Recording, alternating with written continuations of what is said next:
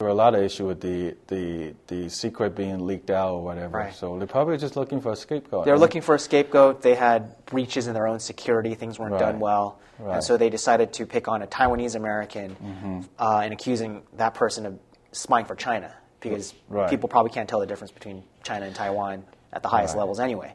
And that just goes to show you how important it is for all Asian Americans to be more involved so that things like that don't happen. And so that when things like that do happen, we have leaders who will step up and call people out for their actions. Yeah, so at this show we hail and we encourage all Asian Americans to take up you don't have to be like Jay running for public office or anything, but just support the candidate. Right. The Asian candidate out there, support them and be participatory of the democratic process. Right. That's very important.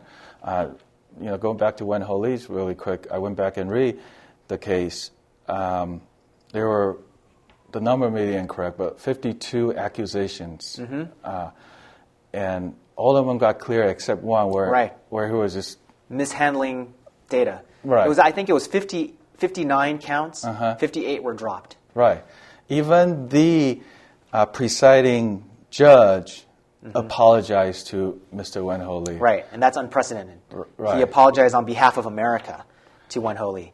I think President Clinton issued an apology, and even the New York Times issued an apology for the way they covered the story because they had some very zealous writers who basically, pointed out Wen Ho Lee as the culprit and wrote very biased articles. And the New York Times is known to many as the newspaper of record. So even in these very established, quote-unquote objective organizations, you're going to see bias happening. Right. And they apologize. Now, the one person who didn't apologize was Bill Richardson. Bill Richardson. Right. And that's been a source of contention for a lot of Asian Americans. Right. And, he was actually appointed to be a Commerce Secretary. Yeah. But as fate would have it, he had to withdraw his name because of some things that were going on in his state about pay to play, giving contractors jobs or things like that. So that still has to sort itself out. But I know there were a lot of Asian Americans who were upset that he was appointed. But it's a difficult balance because he was a supporter of Obama and he was the most prominent Latino elected official out there. Right. So. Right. Well, I mean, I really have high hope for Obama's administration. And gosh, we need it. We need it with state, in the state we are in right now. But other than the poor gala that you went to, is there any other event that you go to? And tell us about the evening. I think all our audience that could be there and then they don't show on TV, they want to know. Yeah, well, so after the inauguration, there was another party held at a small restaurant, and that was mainly grassroots supporters of Obama, and it was very chill. There was some Bollywood dancing, and honestly, by that point, I was pretty tired. I'm sure you are. Yeah, so by midnight, I checked out, and I had to go back. But the whole 3 days that I was there, it was amazing. It was just to be there and to be around so many people who were there for the same event, even though normally we wouldn't have as much in common, but now we're all here to witness a great man ascend to the highest office of the land. Right. And it's a man that no one would have thought could have achieved that a couple of years ago. People never thought that we were ready for an African American president. And 60 years ago, his own father wouldn't be able to order a drink at some of the restaurants in Washington, D.C. Right. So for our nation to come so far and to elect an African American says a lot about what our nation is made of, and it also says a lot about the situation that our last president left us in, where we were so eager to have something new. Right. So I think a lot of people were just really ready for something different. Right. Well, it's going to be a lot of tremendous burden on him because not only the state of our union is right now, also because he's the first African American president. He would, I don't know, how do you feel? Do you think he has that burden where he has to set an example for future black could-be presidents? Build that credibility for the American people? I don't think so. I think, we've only had, he's the 44th president that we've had. So every president is pretty much a very unique person. And I don't think he is he feels the burden of representing the African American people. I really feel like he wants to represent all Americans. Now, there might be some people who think that, okay, well, we'll see how he does, and maybe next time I won't vote for an African American. Right. I mean, maybe there are people who think that way. But just based on what he's been doing in the beginning, I think he's going to do a very good job. And if he can run the country as well as he ran his campaign, then I think we're in pretty good hands. Right. But honestly, no one's going to be able to pull us out of this economic tailspin.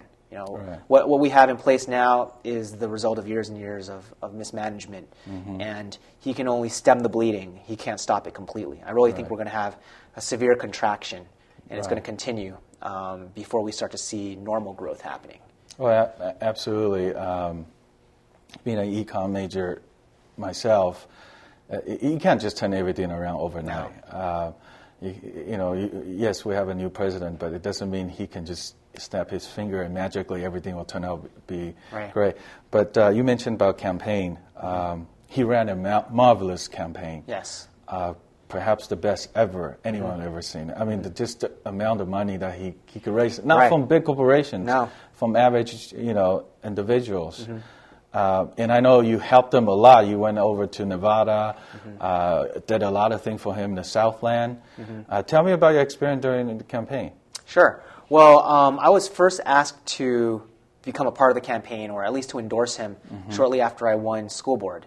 And after that happened, I was very happy to promote Obama in the Chinese media outlets with my rudimentary Chinese.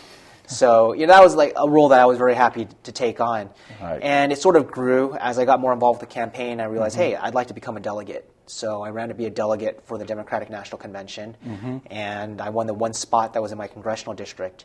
And by going to the DNC, I met a lot of other activists and people who were really involved, and that was really great as well. Then as we moved to the general election, I helped to organize. Well, I actually went to Nevada 3 different times in 1 month to do the Get Out the Vote effort. And for one of those efforts, I actually organized it myself with definitely help from friends and other people. But we brought out about 100 Californians from California to go campaign in Nevada. And I think that was actually the largest, if not one of the largest, out-of-state groups to ever visit Nevada for this campaign. Well, Jay, let me stop you right there, and when we come back, we'll talk more about that, because it was very interesting. I know actress Kelly Hu I believe is a very beautiful woman, also went with you. But we got to take a break first, and we'll come back and we'll talk more about that. Okay.